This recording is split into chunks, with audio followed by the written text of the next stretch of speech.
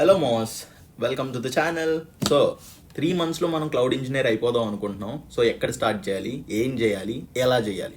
So 3 monthsలో cloud engineer అయిపోతావా అంటే రేపు exam అంటే ఈ రోజు 1 day బ్యాటింగ్లు చేసి పాస్ అయిన రోజులు ఉన్నాయి. ఆల్సో రేపు అసైన్మెంట్ ఫైనల్ సబ్మిషన్ అంటే ఈ రోజు నైట్ అంతా కూర్చొని అసైన్మెంట్ కంప్లీట్ చేసిన రోజులు కూడా ఉన్నాయి.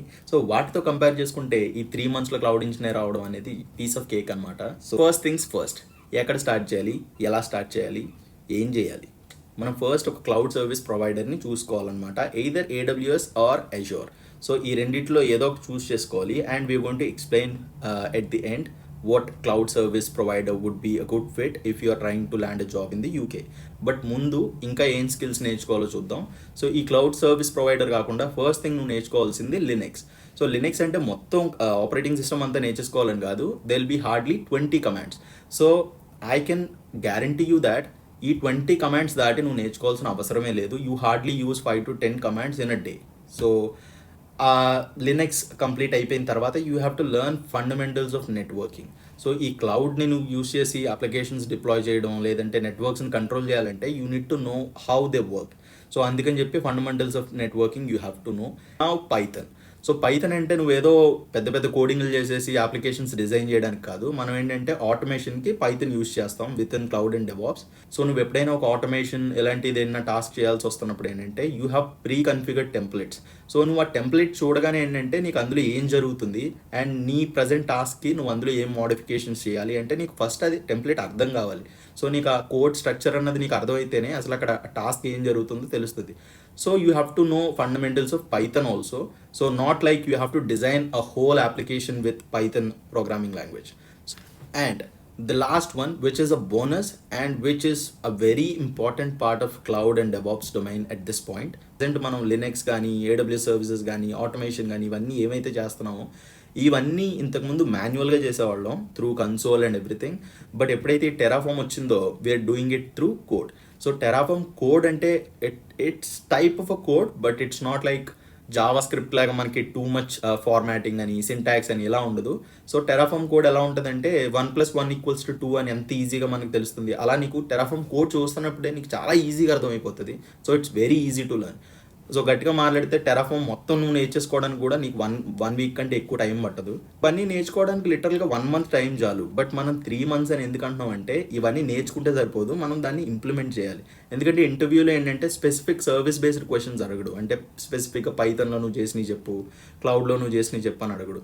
వాడు ఒక జనరలైజ్ క్వశ్చన్ ఇస్తాడు, ఇలా అప్లికేషన్ ప్రజెంట్ ఎలా అవుతుంది, how do you control it, or like network ఎలా ఉంది, లేదంటే నెట్వర్క్ నువ్వు ఎలా మేనేజ్ చేస్తున్నావు, ఇలాంటి క్వశ్చన్స్ అన్నీ అడిగినప్పుడు నీకు మొత్తం అసలు డిప్లాయ్మెంట్ అసలు బిగ్ పిక్చర్ అంటారు కదా, అంతా నీకు ఎప్పుడంటే నువ్వు ఎప్పుడైతే రియల్ టైం ప్రాజెక్ట్స్ మీద వర్క్ చేస్తున్నావో అప్పుడే తెలుస్తుంది.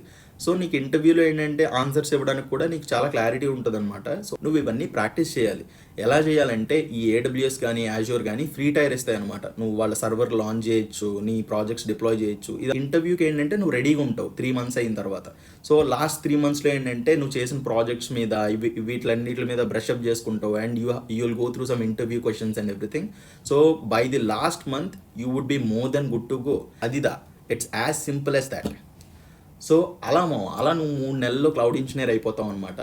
డైరెక్ట్ క్లౌడ్ ఇంజనీర్ అయిపోతావా అంటే కాదు. సో క్లౌడ్ ఇంజనీరింగ్లో ఏంటంటే చాలా రోల్స్ ఉంటాయి.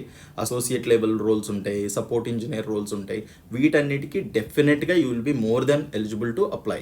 మోస్ట్ ఇంపార్టెంట్ థింగ్, సో నీకు ఇప్పుడు కూడా క్లారిటీ లేదనుకో AWS తీసుకోవాలా అజూర్ తీసుకోవాలా అని చెప్పి. బేసిక్గా రెండు కూడా most in demand cloud service ప్రొవైడర్సే. But my personal suggestion would be to go ahead with AWS. ఎందుకంటే ఇప్పుడు వరకు చూసుకున్న ట్రాక్ రికార్డ్స్ అవ్వచ్చు, రీసెర్చ్ అవ్వచ్చు, లేదంటే ఫ్యూచర్ స్కోప్ అవ్వచ్చు, వీటన్నిటిలో ఏంటంటే AWS ఫస్ట్లో ఉంటుంది అనమాట.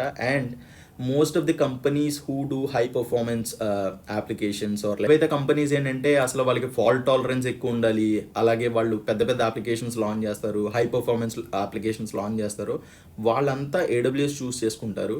అజూర్ ఏంటంటే ఎవరికైతే ఆల్రెడీ మైక్రోసాఫ్ట్ సూట్ ఉందో లేదంటే ఫైనాన్స్ రిలేటెడ్ కంపెనీస్ ఉంటాయి కదా, అవి అజూర్ తీసుకుంటాయి. సో స్పెసిఫిక్గా UK ఐటీ జాబ్ మార్కెట్ని కన్సిడర్ చేసుకుంటే AWSకి ఆబ్వియస్గా ఎక్కువ డిమాండ్ ఉంది. So if you are someone who is not yet sure like what to go ahead with, డెఫినెట్గా ఏంటంటే AWSని బ్లైండ్గా చూస్ చేసుకోవచ్చు. It's my personal opinion. ఇప్పుడు నువ్వు ఈ 3 మంత్స్ ప్రాసెస్లోంచి వెళ్ళాలనుకుంటున్నావు and you don't know where to start. అంటే ఫస్ట్ ఏ స్కిల్ నేర్చుకోవాలి and next what should I learn అని చెప్పేసి. దీనికోసం ఏంటంటే ఒక మంచి వెబ్సైట్ ఉంది, roadmaps.sh అని చెప్పి. I'm going to leave that link in the description.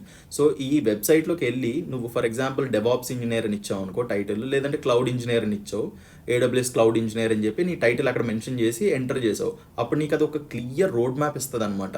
So దానివల్ల ఏంటంటే ఫస్ట్ నువ్వు ఆ రోడ్ మ్యాప్లో ఉన్న ఫస్ట్ స్కిల్ అది ఏదైతే సజెస్ట్ చేస్తుందో దాంతో స్టార్ట్ చేస్తావు. బట్ మనం ముందు డిస్కస్ చేసుకున్నట్టు ఈ క్లౌడ్ ఇంజనీర్ స్కిల్స్ ఏవైతే ఈ 4 to 5 స్కిల్స్ ఉన్నాయో ఇవి చాలా తక్కువ టైం తీసుకుంటాయి లెర్న్ చేయడానికి.